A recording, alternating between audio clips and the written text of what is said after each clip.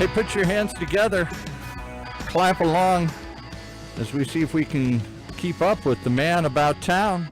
The only man that seems to know everybody. Our resident bon vivant, our resident raconteur, our community advocate and activist. Just the guy who's going and living the RAAD life. Do I need to say more?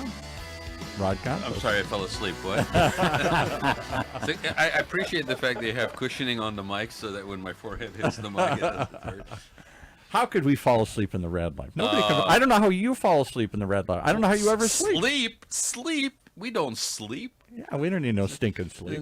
You'll sleep when you're dead, as they say. Oh. But that being said, this morning he walks in. He's like, "I'm an aging council thing." Then he came back. We were at some. I don't know why you were at the National Catholic something or whatever. You're not even Catholic. What are you talking about? I'm Catholic and Greek Orthodox. Oh, really? Yes, I party with the Greek Orthodox at night, and I feel guilty about it with the Catholics in the morning. But I'm bummed. The oldest joke on the planet. But at least for me, I've been using that one for over 20 years.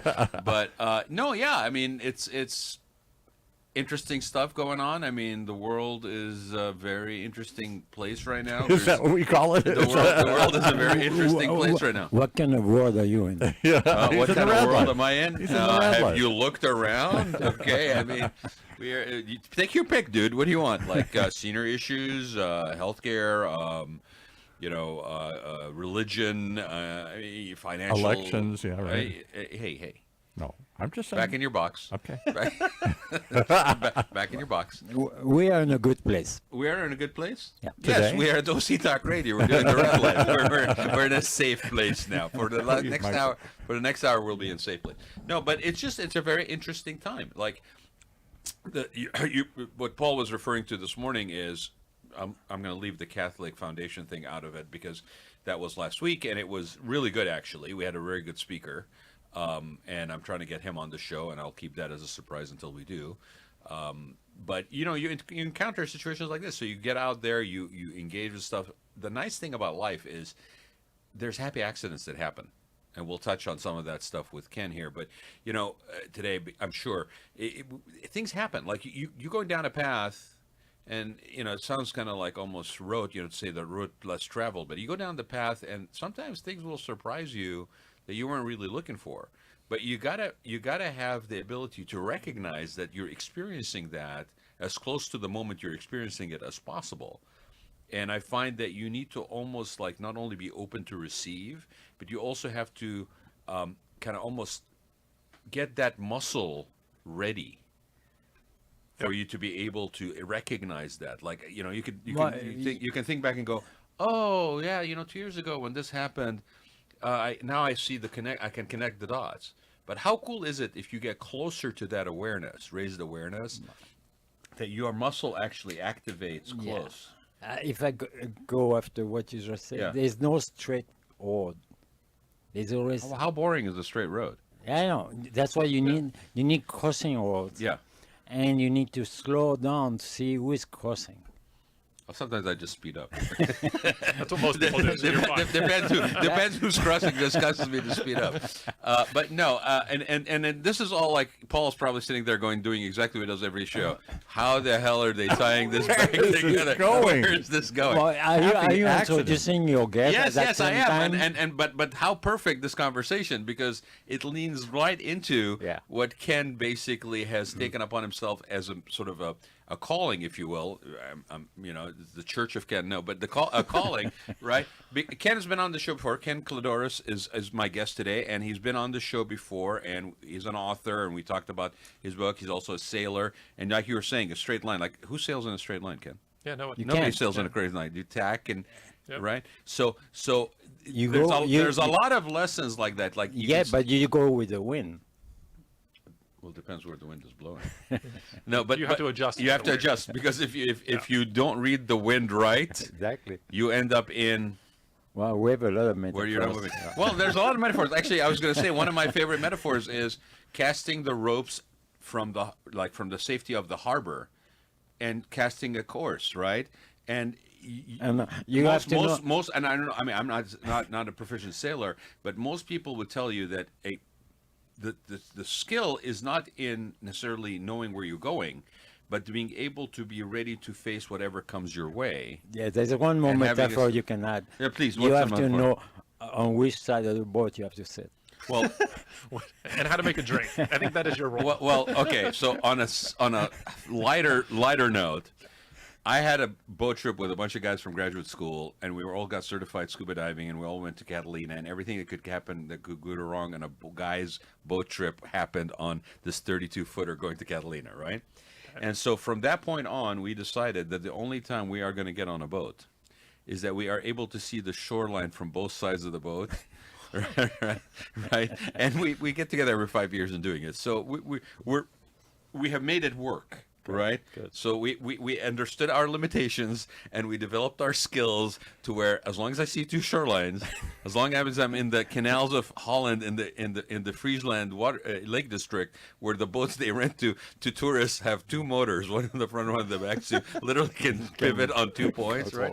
Yeah, you too can enjoy the experience of life. So you don't go to Catalina anymore, though. Well, let me just say that Takeaway. That's the You can't see too takeaway. short from there. one guy could sail barely, and he passed the test, so we could rent the boat. Okay. And he was Dutch, so we assumed it had to be that he could sail. I mean, he's Dutch. Like, do they allow them out of Holland if they don't know how to sail, right? And then it was Memorial Day weekend, and we did not book a mooring, right? And we were too dumb to lie to the harbor patrol, which served us well because he figured out a mooring for us. Nobody knew how to read a chart. We almost ran into the main channel, and we couldn't catch wind until we got into Catalina. But then, with a little breeze, we looked like we knew what the hell we were doing as we came into the harbor there at Avalon. So yeah, everything that could go wrong. Who needs a mooring when you can just hook the boat? That's how you French sail. Yeah, dude. we don't need moorings. Yeah, but the whole thing about this is life is a journey, Yes. right? And there are moments you have aha moments, and I know you've had your couple of those aha moments that have caused you to, if I may be as glib, change course, right? And so for those who did not pay attention to Ken's first appearance on the show, why don't you tell people a little bit about your background, buddy? Yeah, so wealth management was my training and tradition when I started. And after a few years of having discussions with people about their finances and what they wanted to do in retirement and things, started to realize that, one, people don't really know what they want when they make financial decisions or what they want for their future. And people are severely undersaved or underinvested for the future that they want. So with that, and I luckily, through a lot of hard work, had early success. So I was actually supervising other financial advisors as well. So I had this big team and multiple offices throughout the state, and it was what you would qualify as successful. And in the middle of doing that, I realized that I wasn't feeling as successful as I thought I would. What was missing? What was it like? Was it not fulfilling enough? Like, what was missing? I think at that time I didn't know. I just knew deep down like something didn't feel right. Okay. And as I looked at my future and I thought to myself, like, is this something I can do for the rest of my life? Like, if this is success, can I do this for 30 or 40 more years? And the answer was no, I needed to do something else, like do something more. But you didn't know at the time what that was? No, I just knew that it was time to pivot. Okay. So I focused, more on like the core things that I like doing, wrote the book, which was called Get There, Chart Your Course to Financial Abundance, sailing metaphors. Sailing, yeah. And kind of went down that path. And then through that time, people were asking me about meditation because I'm a certified Chopra meditation instructor. So I did a lot of work with Deepak Chopra and just learned his modalities and how to meditate through his style and teach that. And it really started opening my eyes to how much noise other people have in their mind and how they feel that they need to do something all the time, as opposed to like sit back and actually sit with their thoughts and decide. Because that's not valued as a productive use of time. Correct. Right? Yep. Yeah, exactly. So I leaned into my own practices and started teaching friends and family that wanted to live a more calm lifestyle, but actually have it equate to more success. So many people hear of like the 80-20 rule. I'm sure you guys all have heard about it. I was at a training early in my career, and the instructor said, everybody knows the 80-20 rule, but that top 20%, there's an 80-20 too. Like, what if you focused on that?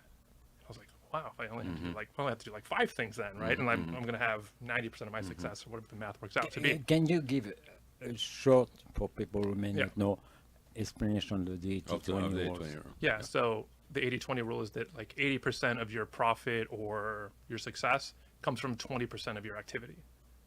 So if you look at that 20% of your activity and focus there, like what are your needle movers in your life, in your career that create your success? And that's kind of where you should focus, and you can delegate the rest, right? But in that 20%, there's an 80-20 too.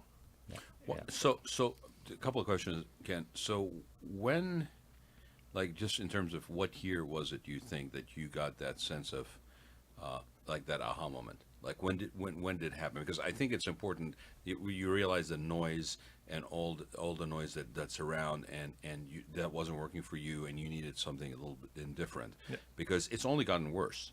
Yeah. Right. So I want to give people like just a benchmark. Like, when do you remember, like, roughly? So yes, it was 2015. 2015. So 10 years ago. 10 years ago. 10 years ago, you're like, there's a lot of noise. This is okay, and I need to pivot. The other thing I was going to ask you is, you touched on the fact that a lot of people are basically undersaving. They're not really prepared. What do you think that is? Is it just wishful thinking? Is there sort of a kind of a programming that's sort of maybe out there in terms of like not really encouraging people to think that way? Like, what's your experience with that? So great question. I think most people don't do the math. Okay. It comes down to that. In my opinion, it's that simple. They just hope that if they save their, 7-8% into their 401k, and somehow it's going to grow over time, and they don't think about the future. But they also don't know what the destination is. So if you ask somebody how much money do you need to retire, they're going to make up a number 90% of the time.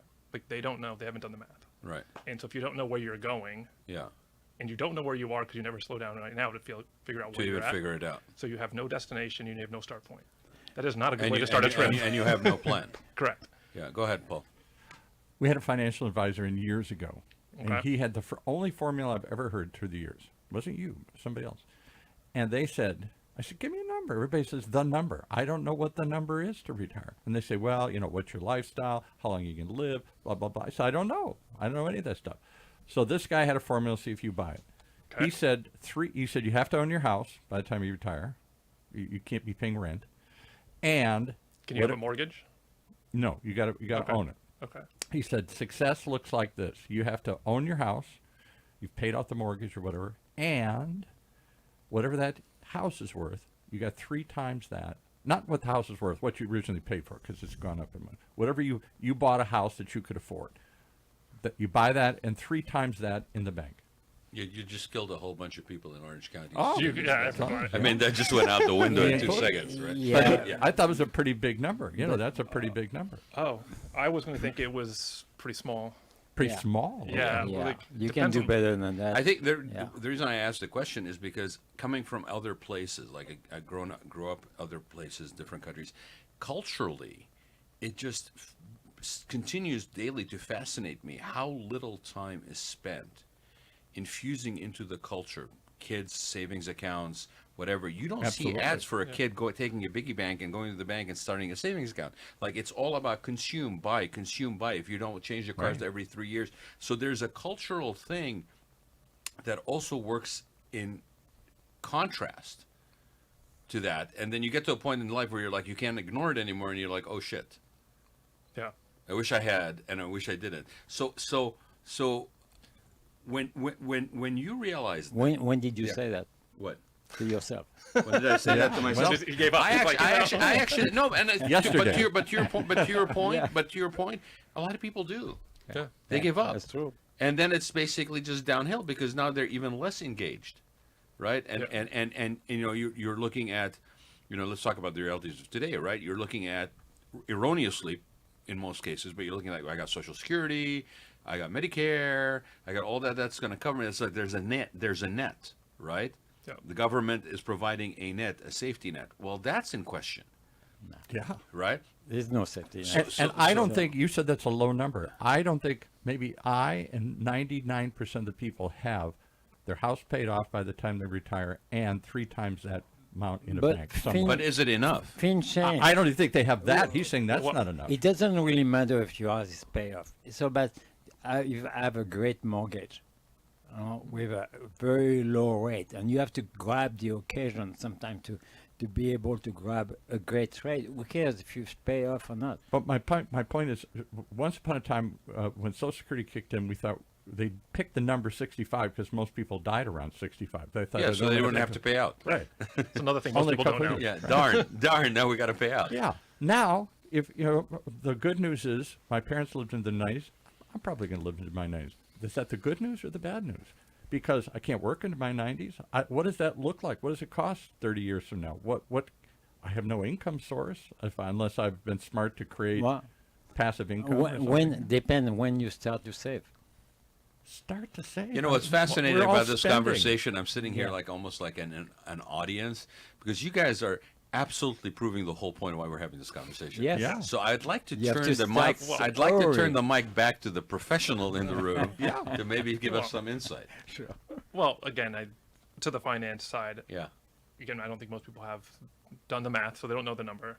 And What is the? I don't know the number. I'll help you with that right now. It's just- Okay. But most people don't plan for unexpected expenses. Yeah. Right. And when you ask somebody how long they're going to live, I think that's an absurd question.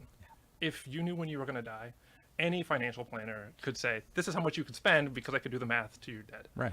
But that's not how we live. Then there's things that happen, like, everybody in California right now that was infected by the fires. Yep. They never planned for that. That's going to change the trajectory of their life savings and everything else. Yep. So there's a lot of unforeseen things that come up. Yep.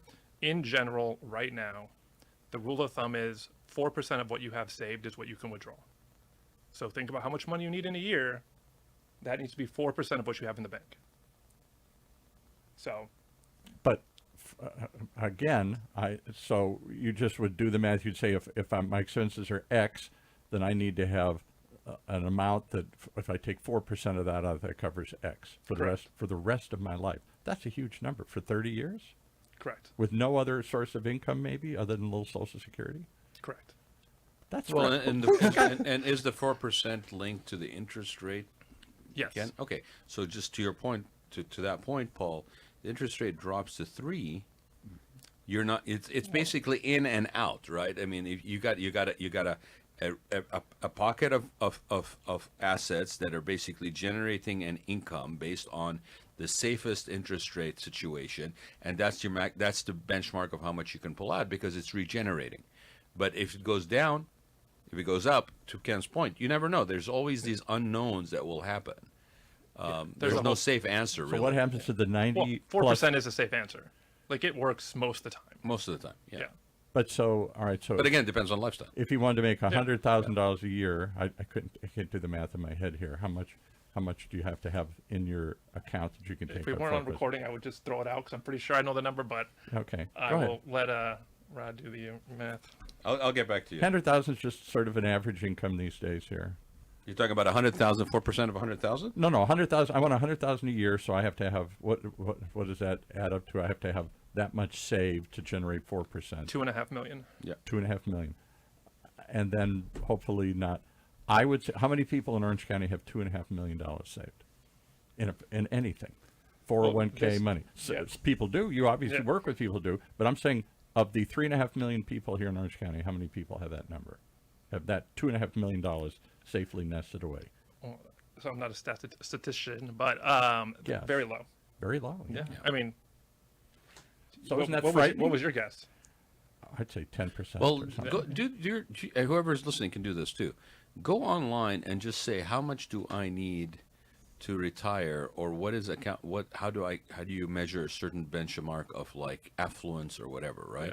And look at what the Google will tell you. The number is so under what it should be. Yeah. It's ridiculous. I mean, the information is almost dangerously misleading. Oh, I have $1 million in net worth. I'll be okay. I mean, what's your lifestyle? nothing. Medical emergencies.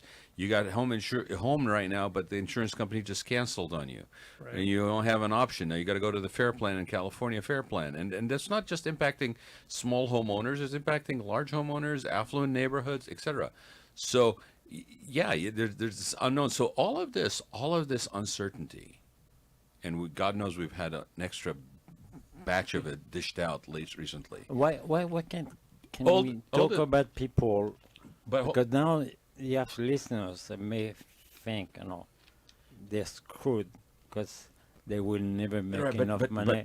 if they think they're screwed, is exactly where we want them to be right now. I know. And I'll tell you but- why. but Okay. they No, I want the audience to feel It's like they're really- screwed right in now. I'm there. In their, I feel it. in their head, they're going to get depressed listening to us because there's no way I don't have enough income. Oh, right now. maybe there is and maybe there isn't.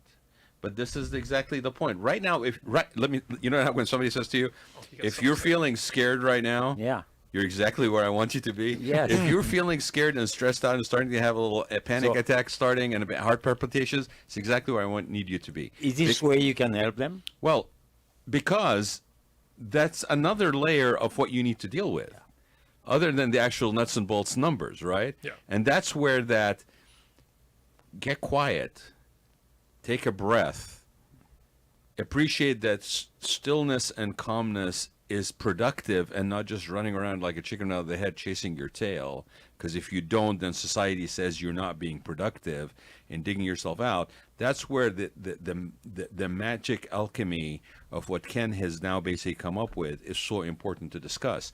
Because if you're losing your mind and you're in the hole, chances that you're going to get out of that hole are less. So you gotta get quiet. You gotta find that balance a little bit, right? Yeah. Otherwise, you're screwed. Well, there's a couple things, but yes, if you're depressed and you're like in a negative mindset, Yeah. most people don't have the ability to pull themselves out of that. Secondly, most people don't truly believe in their own potential. I'm sure you see this probably a lot in kitchens and different places. Oh, we're you know? our own worst enemies. Yeah, right. We have negative thought patterns all the time, and so we continue to mentally beat ourselves up and just talk down on ourselves. We have some bad luck or something goes wrong, and then we're down, and then we feel like just giving up, and we stay stuck wherever we are. Yeah. Right. I mean, I'm sure you all know people. We have clients that have maybe been in a career for 20 years, kind of doing the same thing, and they're getting their 2 or 3% raise, and they never try to push themselves out of it because they feel that's what they deserve. Like that's their ceiling, their upper limit, and they've just accepted that. And that is a very dangerous place to be for all the reasons we just talked about. Well, and you know, like when my parents passed away, right? There's a sort of an overwhelm from grief, right? And you're going through that like extended period of time because my father had Alzheimer's and Parkinson's, so you're going through this sort of a prolonged, anticipated loss, anticipation grief.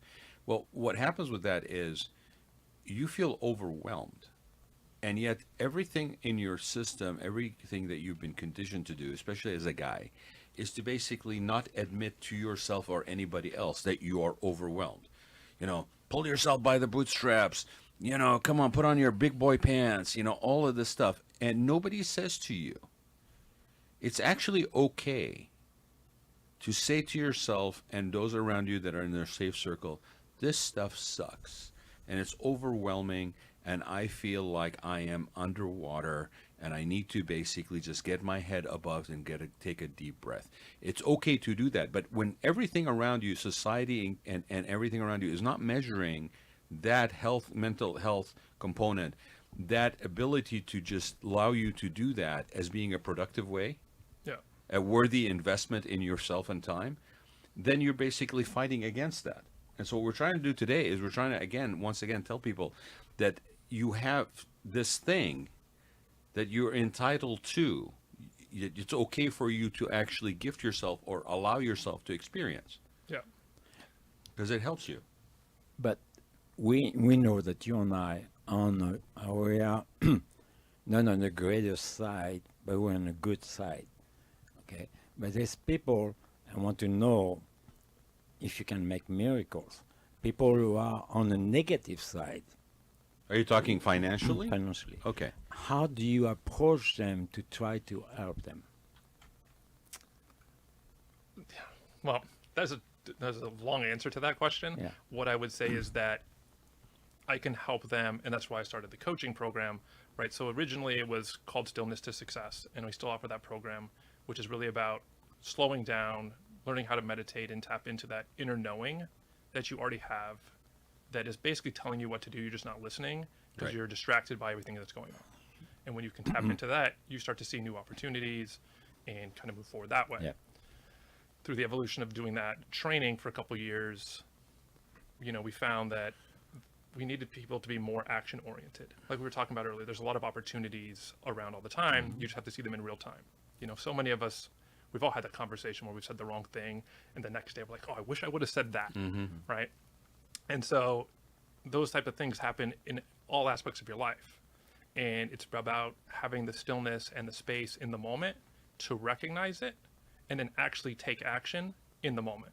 Or as close to it as you can, basically. Correct, yes. It's like working out. You got to work out that muscle and get it to where it's actually. Totally agree. I believe that everybody has a possibility.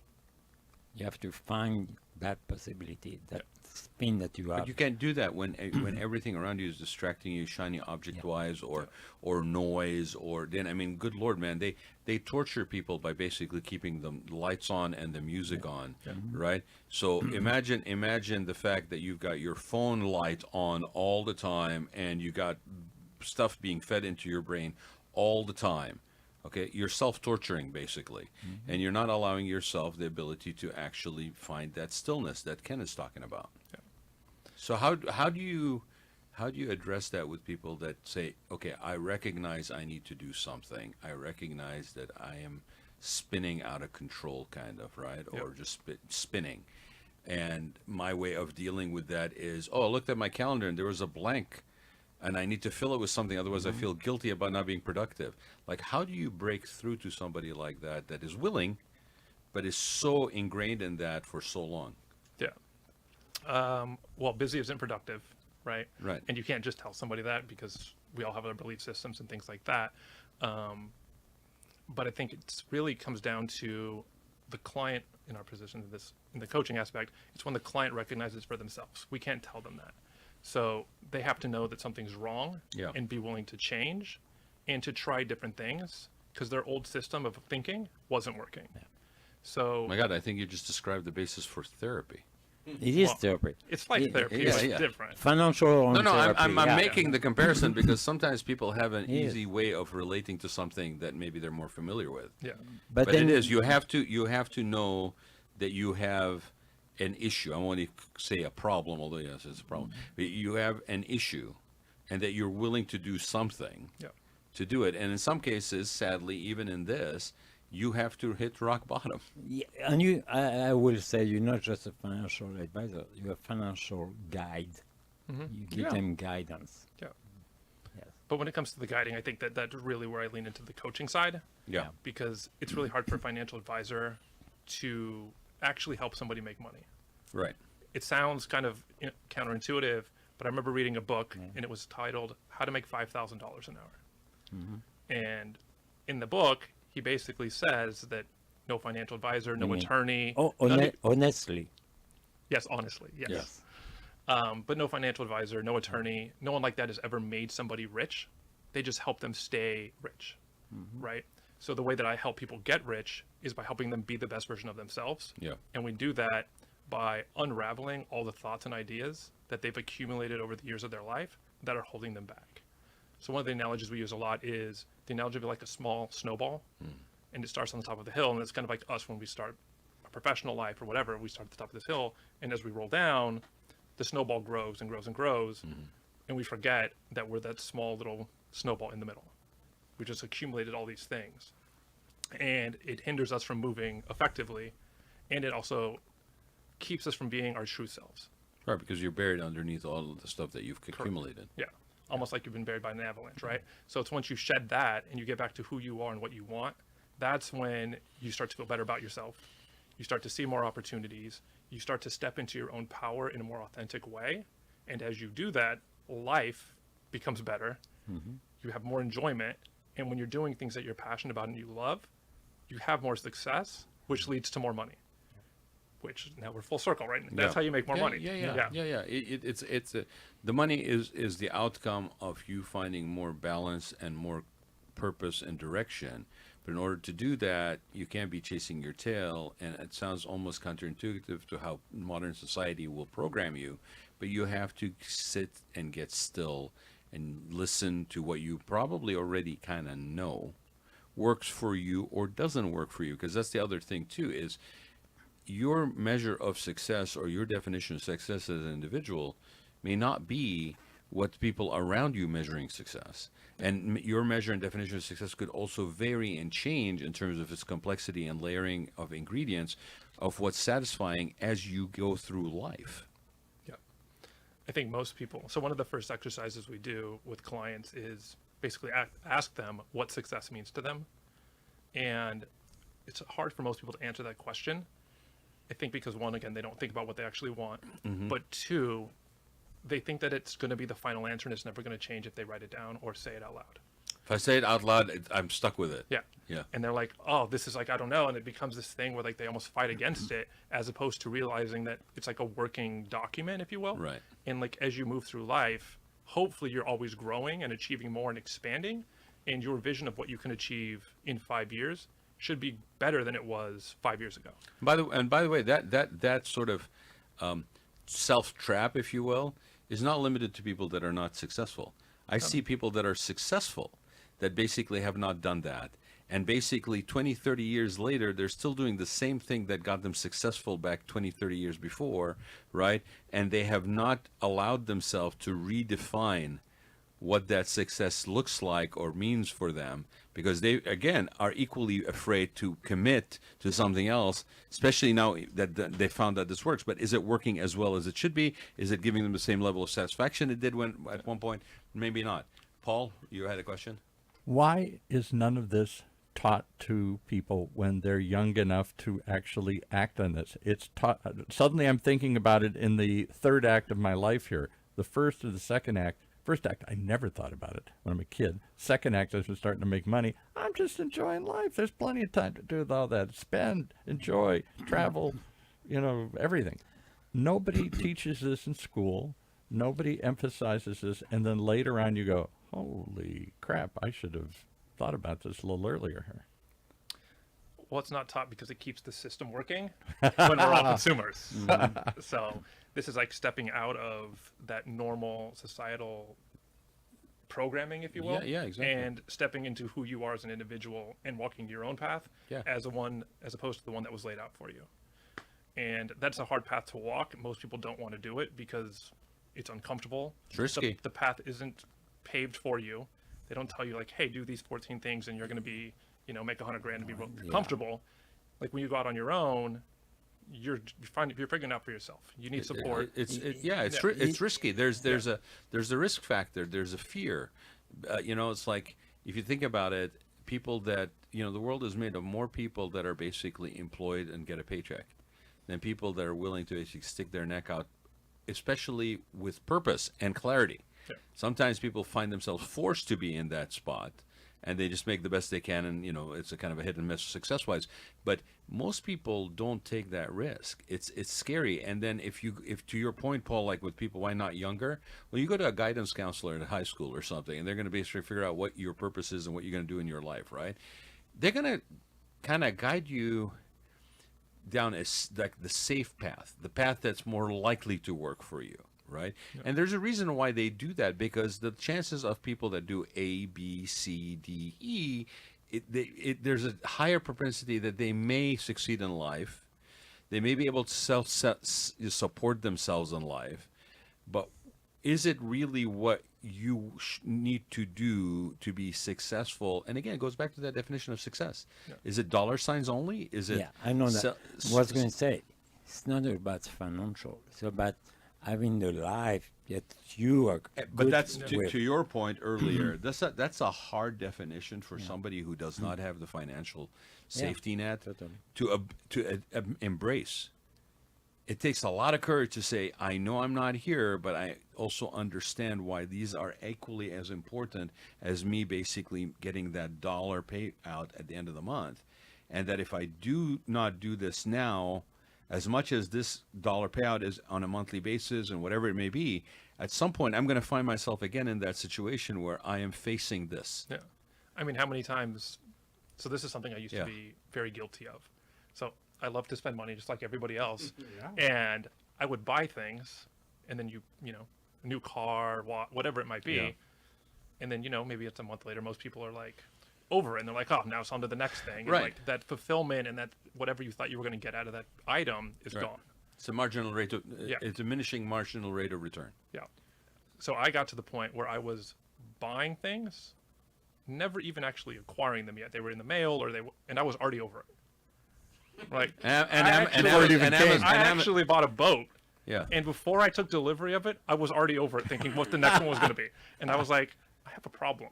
There is a reason why Amazon delivers overnight, people. Yes. Okay, Quickly. They don't give you the. Back in the day when you used to have to go to the store, find the thing, maybe buy it or order it, They didn't even ask whatever. you. You may have thought twice about, well, maybe I don't need it.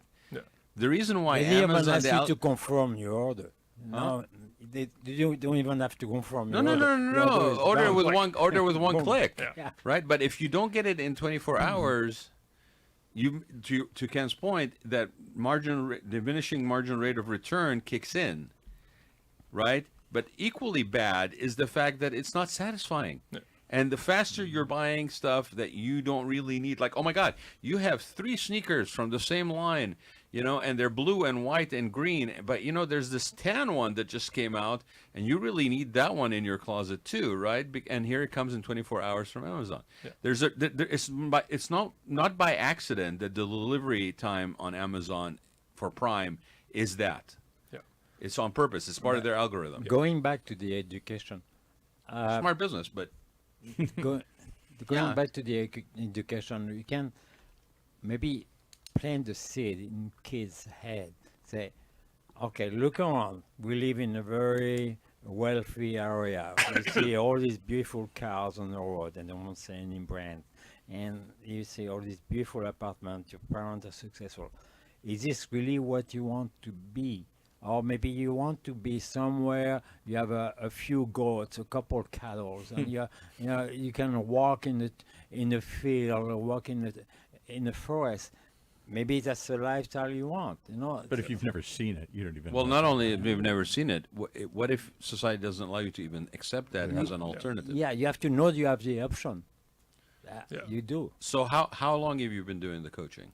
Well, can I tie Yeah. two things we just Yeah, talked yeah. about?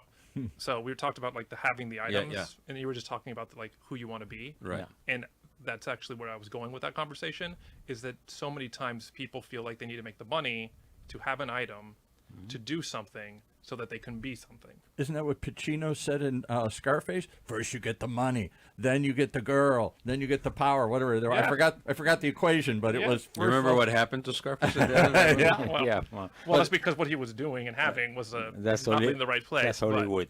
But that Yeah. was the whole thing. Get Yeah. the money first, then you get the power, then you get the girl. He had it all Yeah. figured out. And that's what people do, is like they need to have, you know, the car or the watch or the shoes or the restaurant or something Yeah. to start doing the things that would then allow them to be who they want to be. Right. And in our coaching, we flip that on its head and say, no, you need to be the person that would do the thing that will get you the things that you want.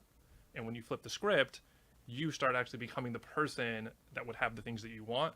And you're no longer looking in those things for validation or confidence or whatever. You have it internally, and then everything else flows. Yeah. And that is the key to be the person you want to be, which then allows you to have the lifestyle that you want.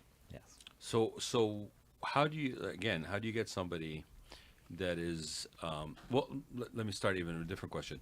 What's sort of the profile of the person that reaches out for you guys for like for coaching for something? Like, is it more an Younger, established person, a old, younger, or- older? Like what's been your experience? You know, I know some marketer's going to be on this show or watch this show and be like, that's terrible to say, but you know, when people are like, what's your avatar? Yeah. It's like we have clients that are 25 Yeah. to 60. So it's a large range.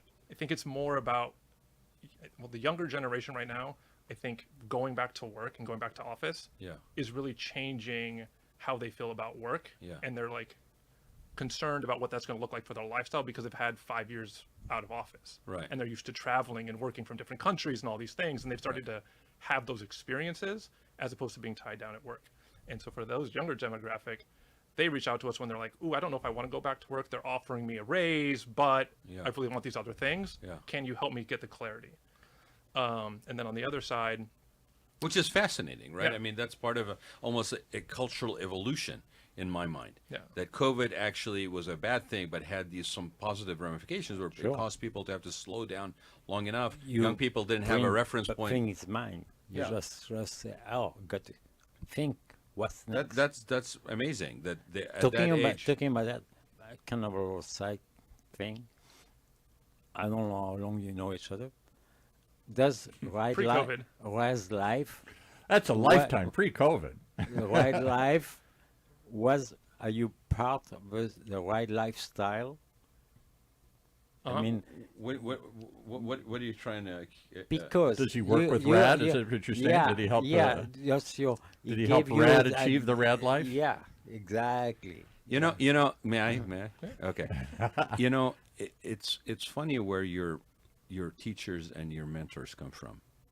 Sometimes it's not an official program you join; it's the people you surround yourself with. Yeah. It's being able to gather some nuggets of wisdom or seeing what people are doing and being open again to receive that as an example, not necessarily to emulate, but it guides you. It gives you it's almost like, oh, look, everybody's running over here like crazy, jumping into the, just use it like a visual reference. Everybody's on the train station. Everybody's jumping into the train. Everybody's going to downtown. Everybody's working. Everybody's coming back. Everybody's unhappy. People are friggin' like overweight. All that, and then you occasionally you'll see somebody going, I'm just standing over here having a cup of coffee and reading the newspaper. That was Oh, Ken. oh, and I'll Ken catch when the you met? next train. was No, that that Ken when wasn't. you met No, him? no. But what I'm saying I is, mean, that is me, but it wasn't in his. Or maybe a good on his platform. but what I'm saying is, no, I think I've always been open to the fact, because I don't like people telling me what to do. I'm open to the fact that there are other ways. You baby boomer and wannabe. I've encountered multiple people from different cultures. I come from a family that it's an extended family, so you have the generational representation. And again, you could be blinded to it, or you can actually look and see. And you can see how somebody maybe later in life that hasn't taken the time to develop, my father was one of those people, to develop really a full life for yourself as you get older, that is still meaningful and fulfilling, right? What happens when the grandkids are now older? And now you're not taking them to school anymore, right? So you see that. You see people that are just very driven and, A personalities, and it's all about the next award and the next recognition of the company and all this stuff. But you also see people that are like, nah, I'm going to be over here kind of doing like a soft trade. I'm going to do a catering business, or I'm going to do like a design business. And I'm going to enjoy it. I'm going to do a passion pursuit, right? And so when you're open to the fact that all of these things are as valid as each other, it gives you the ability to, and empowers you to actually be willing to accept what your path may be, and that it may not be like people around. But you know who gave you the permission to do that was my generation, the baby boomers. We were the first generation to step up, really, and say, question, is that really, am I going to be just like my father and my grandfather? I'm going to work for the man. You guys did that when you were hippies. When you became exactly. yuppies, you sold still out. hippie. When my dad Sold out as I came yuppies out of do. college, and I'm wondering who I am, and I'm having these questions, what do I want to be, all the stuff that you're asking people to consider. What happened, Paul? My dad shook his head and said, why don't you just get a frickin' job? Yeah. And what happened when you guys basically stopped being hippies, Paul? We became yuppies. You we sold became out. You consumers. became the people that you said you didn't want, right? They all got jobs. Right, Yeah. they all got jobs. But my dad couldn't imagine. My dad grew up in the Depression. He started off life in a factory and then went off and fought World War II, and that was his life-changing moment. And said, I don't want to do this anymore. I've seen, how do you keep them down on the farm once they've seen Paris, as they used to say in World War I? Once he saw the world, how does he ever come back are and old. do the same thing? No, it's real. No, he's old. So my dad could not imagine. You just took whatever came in front of you and made the best of it, and there was no thought about passion or purpose or anything. It was just Yeah, getting but a job. you know, Paul. Here's the interesting thing too. I'm going to expand this conversation just one step. Okay, we actually would have to be open to the fact that everybody and everything that we encounter has value. Yeah. Okay, when we start limiting what has value and anything else has no value, is when we get ourselves in this problem. Because when you encounter 5, 6, 7 people during the course of your daily life, right? And they could be from all kinds of socioeconomic levels. They could be acting in all different capacities, and you're looking The at happy those goat people. herder, to use a Pascal's Well, example. but like I'm just like this, just simply person who basically happens to be in a service industry, somebody who happens to be in a different capacity. My point is, if you encounter everybody as being somebody that has some value, has something to offer, something to contribute, has a story, whatever, then you are open to the possibilities. The minute you start narrowing that line, and stay in your lane and all that conversation, you're doing yourself a disservice, not only in terms of what your potential options are, but you're limiting yourself in the beauty that's out there. Yeah. I'd also say that, right, our reality is shaped by our internal communication with Yes. ourselves. So if you Be careful what you say to yourself. well, yes, definitely be careful what you say. But also, if you are always looking to improve yourself and having conversations in your head of like the things you want to do next, Yeah. that's when you see more things in your reality that'll lead you to that outcome. My dad famously, we used to always laugh about it. He would laugh about it too. My dad, in many ways, lived a remarkable life. He started very poor, and he became very successful through hard work and dedication. But didn't go to college or anything. But he lived in a bubble. He used to say it. He'd walk throughout the day. He didn't notice anybody. He didn't talk to anybody. He was purpose-driven. I'm on path to finish the job, to get the task done, to get the next advancement. What's the difference? He ignored. Oh yeah, we were. No. fought like crazy. You know why he's different? He's different because life kicked him in the ass at one point, and he needed to basically find out what to do. Yeah. And he fell into doing this, which was closer to what his calling was when he was in college. But then he got derailed. And going back to the point we were talking about, it's Absolutely. not a straight line. No, it's not. Part of that journey is that you tried this other thing, and it didn't feel right. It didn't feel fulfilling. If you have if you're the kind of person that gets reward from volunteering, for example, there's a value that's as real as the dollars on a check, okay, or in your bank account, that you drive from volunteering to something that you care about, that no amount of money is going to ever really replace it completely in equivalence. But how? Okay, so I want to go back to the coaching program. No, Ken, because it's like you got these people, and I love the fact that it's a range of ages, right? There's some people which goes back to the fact that, some people get it at 20, some people get it at 60, some people never get it ever, right? Across multiple topics. But in this particular case, I asked, how long have you been doing it? Since 21. So 21. All right. So you've got about 4 years of just kind of looking back. Of formal coaching. Of formal coaching, right. Yeah, started in like Right. 2017, 18. But where you have the program, you're kind of having benchmarks, all of this stuff, right? What do you think some of the hardest things that people deal with when they basically take on this program are? Like what have you seen? Have you seen When they start, you mean when they well, enter no, the or program? like what are some of the hardest things for people to deal with going through the program as part of their growth? Yeah. So Is there common things that happen? I think each person has their own path, obviously. Yeah. But in general, a lot of the clients struggle with the meditation aspect because it's not the program specifically, but I just love teaching people how to meditate. Right. Because I know how powerful it is. Yeah. So I teach them on the side of like, okay, here's how you meditate. Just try. And most people have this idea that they're not going to have any thoughts in their head, and it's going to be completely quiet, and they just give up immediately. And I'm like, just give yourself 20 minutes. Say your mantra and just see what happens. Can I be honest and say, and I'm a good Irish Catholic, so I learned to pray, but I don't know if that's different than meditating. I don't know. I hear people, very successful people, come in here all the time, and they say one of the things they do every day is they get up early. Most of them get up very early. Most of them exercise early before the day starts, and most of them have some sort of mindfulness or meditation that they practice. You can do both. Yeah. But I'm not sure I know how to meditate. What does meditation do for you, Ken, when you do it? Like, what do you encourage people to do it? When do I? Why do you encourage people? And what does why? that look like? I don't know. I don't know. Well, hold on a Well, second. you can go to seizethesecond.com Ah, and you can learn all about it. We're learning. SeizeTheSecond.com. Yes. Yeah. So I teach, again, the Deepak Chopra method, which is a mantra-based meditation. And so it gives you something to do by you repeating this mantra that allows you to create that stillness in yourself automatically. So So it's a very easy process. Remind people who he was. I don't know who he was, but that was a very famous name a few years ago. I think Yes. is he still alive? I think Yeah, he's still alive. He's still alive. Him and Oprah do like 21-day challenges all Yeah. the time, and The that's- Chopra Center down in La Costa. well, that's where it used to be. Was to be, Yeah. But he was a doctor, and then somehow he got into more Yeah. meditation. So during the, your time while you were going through your changes, Yes. there was a gentleman, Maharishi, that was out spreading transcendental meditation. Yes, and the he stu- Beatles. Yes, the Beatles, exactly. Big meditators. A lot of that demographic was a big meditators and followers of Maharishi. Deepak was with him and then kind of took that tradition and went on with it. And so that's what I teach now, which again is just really tapping into your inner knowing and getting that quietness, which allows you to see more opportunities, which allows you to create more success in your life. So meditation is the one, and then letting go of the beliefs you have. Letting go. That's We've had a hard couple one. clients that are like, no, this is the way it is. I was in the military. It's this, Well, and this. but that's that need to control. Yeah. And the illusion of control. Yeah. The illusion of control. It That's is. the truth. Control is an illusion.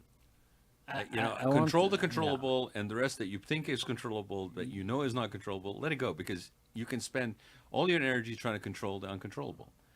I mean, and to Ken's comment about regarding meditation, it's also very different. I think the experience can be very different to different people when they meditate, right? And there are different modalities of meditation, like the chanting and the repeat of the mantra. I used to do creative visualization was part of some of my mornings, which was very helpful. People's like, well, if you're meditating, you need to be in a sitting position. It works differently for different people. Well, But there's a not only a clarity mindset. There's also I don't know how to explain it, but there is actually a physical benefit manifestation that happens. You'll come out of it sort personally, of I don't physically meditate like yoga or thing like that, but I do have a few Buddhas at home, There you go. and I look at them every day. I'm going to try 3 times a day. I touch them. Yeah, there's always something. You're slowing down enough to Yeah, there's a breathe, yeah. quick thinking. Yeah. And say, hey, there's a peace time. And it can be short, doesn't matter. So Hold on. I was going to say that is your meditation, Yeah. and I would say that that's Yeah. the meditation you do. Yeah. So that's the perfect one. Yeah. Because the meditation that a person does is the best one for them. I could tell you the best meditation to do, but if you don't do it, it's useless. It's like when I say there is no one regimen of wellness. Yes. If your regimen of wellness is that nice Cuban cigar on the afternoon on the deck with a nice bourbon of your choice, I like that one. that is wellness That is because his wellness. You've seen the red light. I have admitted I have Now we go admitted back it to my openly question. multiple times. That is creating his own Wellness. awareness. Right. Yes. No, I mean, I think again, is the courage to define your own path Yeah. and surrounding yourself with people that will celebrate and encourage you to cast your own course and are there for you should you need Course some correction. correction, which usually is very soft and not a slap on. But no, but my point is, society wants you to align with what. I'm not trying to be negative at all, but society aligns you in a path because in most cases that path works for the majority of people, but it doesn't mean that you're not entitled to your own course. Yep. And yeah, I mean, if your regimen of wellness is Spartan, I mean, there was a program, and I'm not knocking the program. Program really works for a lot of people, but there was a program that just happened. Some people that I know were taking it, doing it. And it was 75 hard. Familiar with 75 hard? So 75 hard has. If you don't know about it, go look it up. I'm not going to go through the penance, the penance. Now he's Catholic. Now I know you're Catholic. The pillar. No, he's telling the truth. Oh man, Andy Frisella is going to call me now. All right, the pillars of the book. It's really good. It's really good. I mean, it encourages discipline, focus again, but in a different way. But I happened to be 57 when the people that were around me were doing the 75 hard, right? Okay. So they said, oh, you're doing the 75 hard too? And I said, no, I'm on the 57 soft. As I raised my old-fashioned in one hand and basically excused myself to go out the deck to smoke a cigar. I think everybody's entitled to their own path. And what we're saying here is you got to slow down and give yourself some room Yeah. to figure what that is. But I do have a question for Yes. you. Just because I knew a lot of people that did 75 hard, Yeah. and then when it was done, they went right back to their old habits. So I didn't feel like they actually created any real change. And there's some that went and did it and then went to the next level and then the next level. Because there's another thing that happens. When you are striving to succeed, to climb a certain mountain, to get to that vista, see the view, right? You don't stop. Are you stopping enough No. to enjoy the view, or all you can see is the next Keep going. pillar, next peak that you need to now conquer? Yep. Yeah. It's, Yeah. Because that to me is that's not me. I'm going to spend some time on top of that But vista, you- and I'm going to enjoy it. And then when I'm done and ready, then I'll basically meander down and take another path. but you can have the motivation going to the next step. But people looking at me doing that will say, "Well, you're not being you're not motivated. You're not productive. You're not whatever." And I'm like, you know what? It's yours. The reward that I get from Yeah. taking all of this in and anchoring it with the effort that I Right. did to get there, Yeah. that's where I am at. I'm not saying anybody else follows my path, but that is a path that I'm entitled to take, and I have clarity on why and how it actually feeds my soul. Yeah. So that reminded me. So I'm sure you're familiar with Amangiri Hotel. Yeah, So Which one? The which one? the Amangiri. Amangiri. Where? Oh, Where? you can say it with the tone. Go ahead. Where? And The where is it? Amangiri Hotel. And where is that at? Yeah, I don't know where that's at. It's in Utah. It's in the middle of nowhere. yeah. Okay. But for me, when I first heard about the hotel, I was like, that is somewhere I want to go. Like, that was a pinnacle hotel. Then I looked at the rates and I was like, ooh, that's like nothing I'd ever spent at a hotel. So I had to build myself up to that point. But I remember, so when I went, one, I was taken back by like the expansiveness of it because you're in the middle of nowhere, like Yeah. 900 acres, and there's like 20 people there. And one of the things you do there is they call them the Ferrettis, and you climb a mountainside, and like you're chained in or whatever. And I remember getting to the top of it and thinking to myself, this was the most intense thing I've ever done. I'm kind of scared of heights, and it was terrible. But I got to the top, and I was like, "Phew, feel good. And there's a suspension bridge that connects two canyon cliffs, and they're like a walk across that. Can you do it? And I was like, am I going to enjoy this moment and turn around, or am I going to do this next thing and like enjoy that fully as well? What's your reward at the end? Oh, the reward was to turn around and walk back across it. But I did it, and I stood in the middle of it and just paused. And even though I was like feeling terrified, made it across, breathed it in, and just soaked in that moment, which I think most people don't do. No. And one of the things I learned when I was doing flow state training, was you have to do something twice, because the first time you have too much fear in your system to actually enjoy it. So that's why we turned around and walked that suspension bridge back, and it was a completely different experience walking back. Because now I was like, oh, could see everything. My vision was opened. I was much more calm. Yeah, you weren't looking at your feet. You were looking Yeah. in front of you. Yeah. One of the things that surprised me, Great we had experience. a gentleman here a couple of years ago who's climbed all of, what do they call, the Seven Sisters, all the seven tallest mountains in each continent, and one of which was, of course, Mount Everest, the ultimate one. And he did this, he was the oldest man ever to do it. I think he was 70 or something like that. So he did it at an age most people don't. And what surprised him was when he got to the top of Mount Everest, not only how hard it was to get there, how many times he tried to give up along the way because you're running out of breath, you can't breathe, you can't move, everything. When he got there, he couldn't enjoy it because there was people right behind him. Come on, the mountain's closing. Get up there. There's 20 more people. You saw it. Get going. He couldn't stop and enjoy it, but for a moment. You Took know, him forever to get there's there. some beautiful things you can do, like the walk to Saint-Jacques-de-Compostelle, the way. You know the way. For the people who through don't Spain, know, yeah. Yeah. It's the pilgrim's path. Yeah, basically. you live from one part of Europe and you finish over the Pyrenees and St. end up- James Pilgrimage, or however they say it in Spanish. I think it's something, I don't know, you need to look at that. if But you but don't know. It's to his really point, special. you're doing something you can't believe you're doing. He trained forever to get there. He when he got there, it was much harder than he thought, and he almost quit a million times. And when he finally accomplished it, hooray! I'm on the top of the world, literally. And people are going, "Come on!" Well, isn't that a great analogy for just life in general? Yeah, Yeah. I think yeah. Made it. You know? Yeah. But he's got to keep going. Yeah.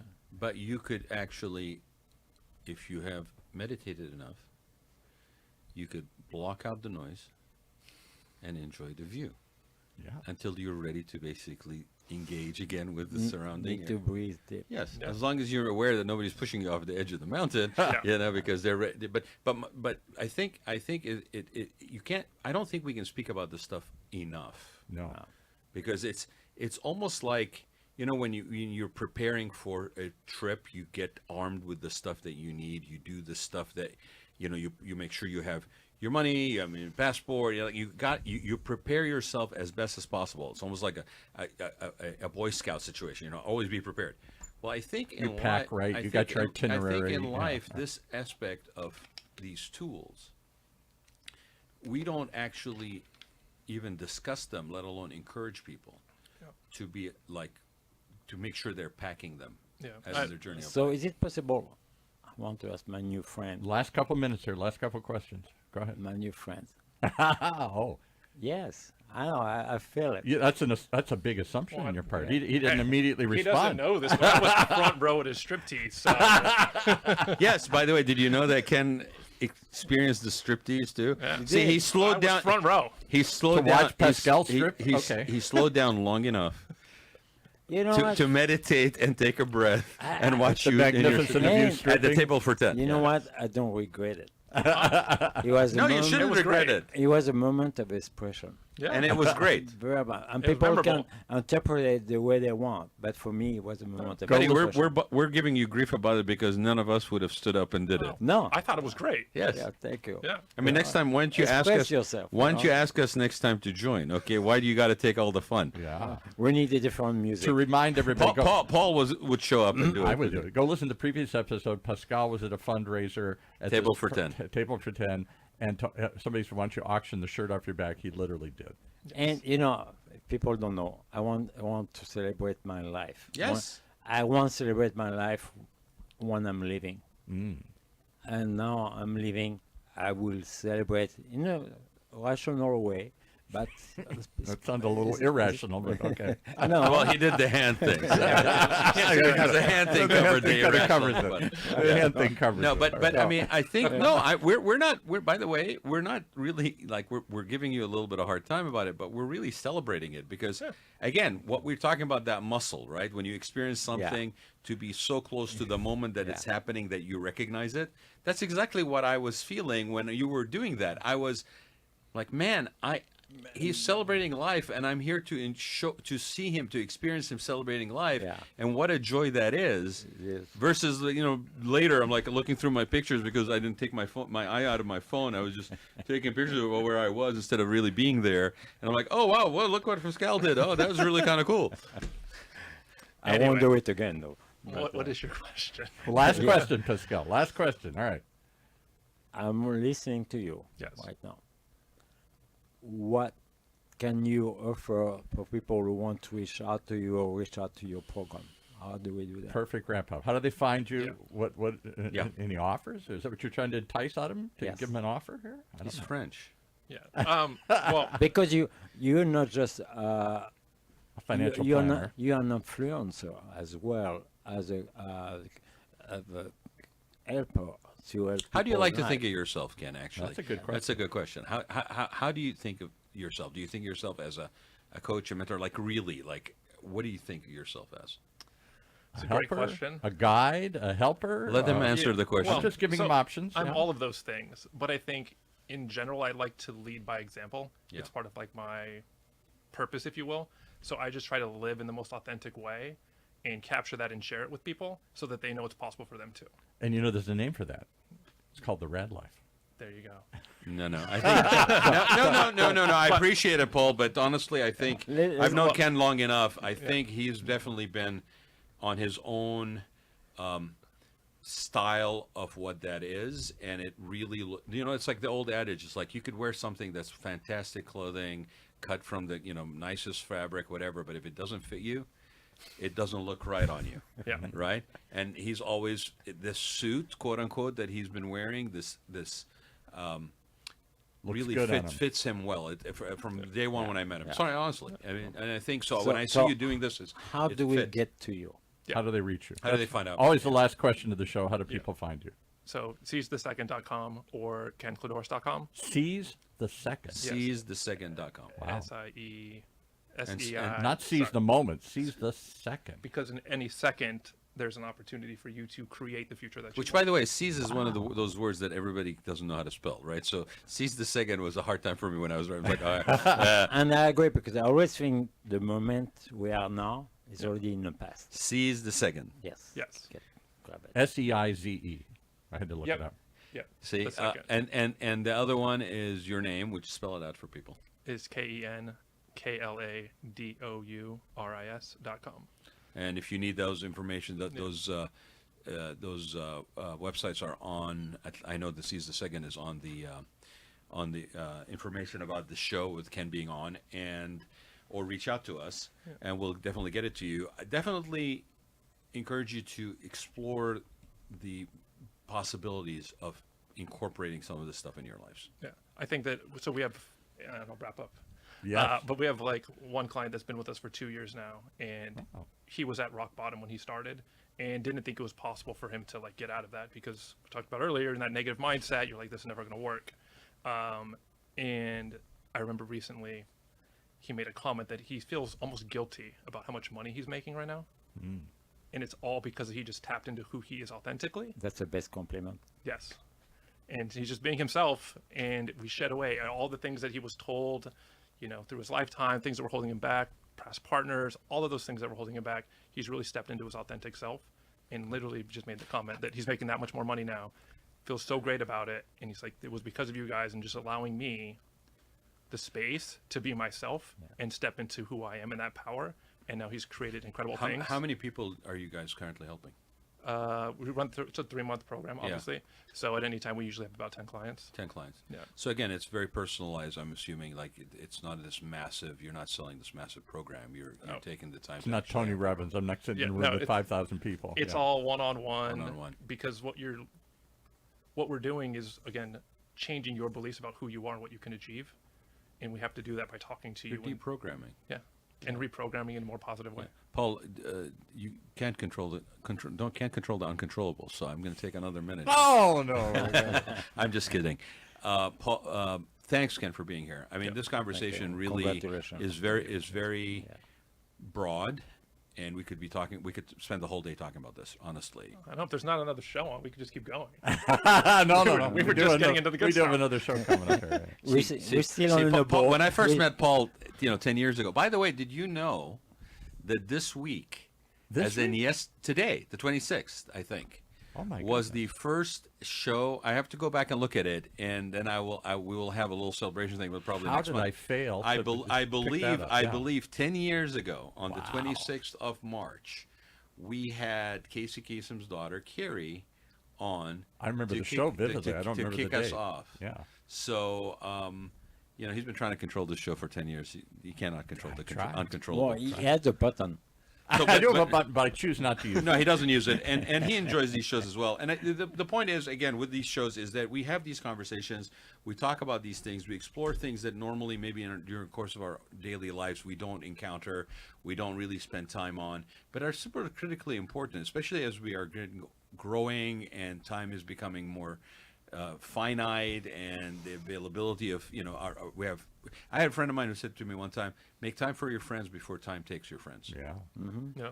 Okay, so make time for your lives before time takes your life, and find a way that is self-satisfying for you, and it's okay. We are all giving you permission to find your own course and your own path, and look for people to help you, champion you through that. Yeah. Seize the second. All right. SeizeTheSecond.com. Forget that. Okay. Yes. Very simple. Thank Ken, you very thank you. much. Thank you. Nice And to come meet back, you. please, because like I said, this conversation is not over. Anytime you guys want. All right. Thanks. Thanks.